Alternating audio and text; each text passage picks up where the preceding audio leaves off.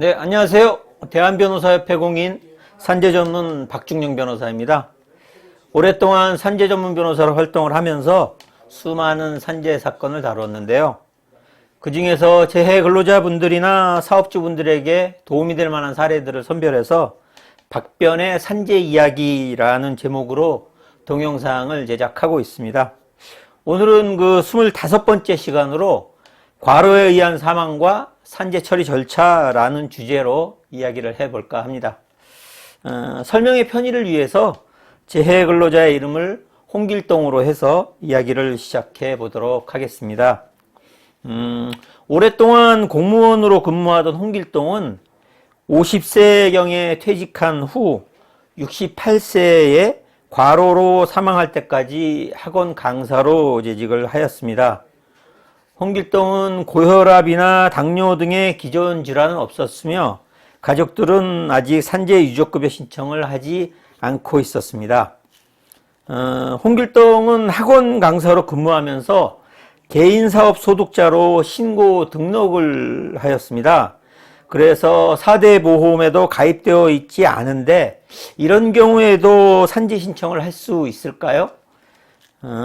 산업재해보상보험법의 적용 대상은 근로자에 한정되고 재해자가 근로자에게만 해당된다면은 4대 보험의 가입 여부에 관계없이 산재 처리가 가능합니다. 따라서 원칙적으로 개인 사업자의 경우에는 산재가 적용되지 않습니다.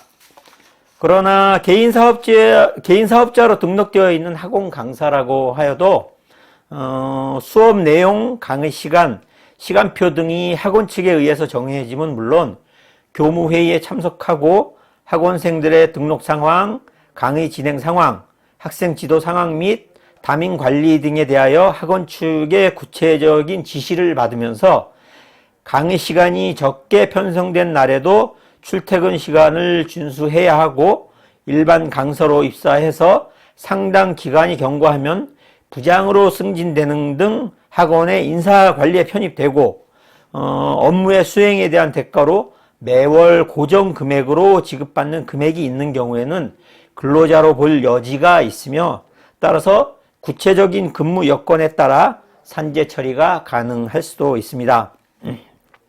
그렇다면 어느 정도 과로를 해야 산재가 인정될까요?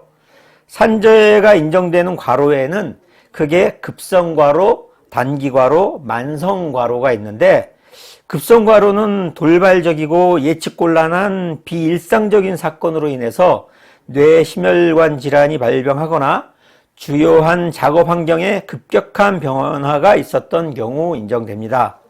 그리고 단기과로는 발병 전 일주일 이내 업무량이나 업무 시간이 일상 업무보다 30% 이상 증가되거나 업무 강도, 책임 및 업무 환경 등이 일반인이 적응하기 어려운 정도로 바뀐 경우 인정됩니다.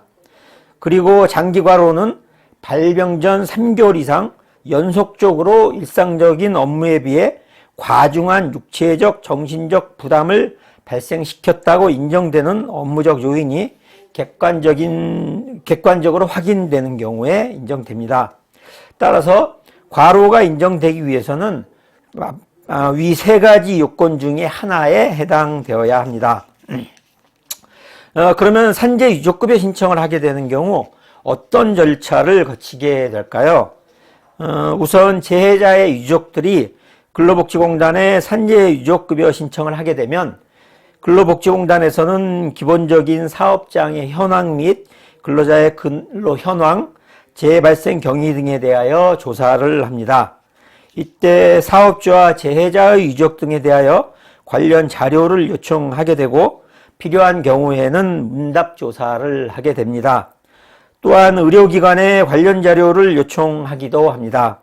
필요한 경우에는 해당 사업장을 방문해서 유해 위험 요인에 대해서 조사를 하기도 합니다. 이때 업무상 부담 여부를 확인하게 되며 급성과로, 단기과로, 만성과로 유무를 순차적으로 조사하게 됩니다. 재해 발생 경위, 의학적 자료, 일상생활, 업무 내용 및 업무상 부담 여부를 종합적으로 검토해서 상병 상태와 업무와의 상당 인과관계가 있는지 여부에 대해서 자문의사에게 자문을 의뢰하고 최종적으로 업무상 질병판정위원회에서 재해조사 자료 및 주치의나 자문의의 의학적 소견을 종합적으로 검토하여 상병 상태와 업무와의 상당 인과관계가 인정되는지 여부를 심의하게 됩니다. 근로복지공단에서는 업무상 질병판정위원회의 심의 결과에 따라 유족급여 지급 또는 부지급 처분을 하게 되는 것입니다. 혹시라도 유족급여 신청에 대해서 부지급 처분이 있게 되는 경우에는 어떤 불복 절차를 거쳐야 할까요?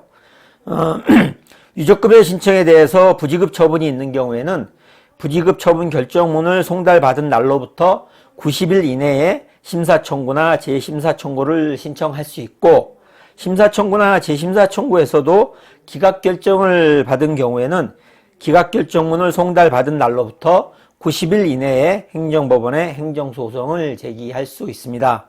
아니면 심사청구나 재심사청구를 거치지 않고 부지급 처분 결정문을 송달받은 날로부터 90일 이내에 곧바로 행정소송을 제기할 수도 있습니다.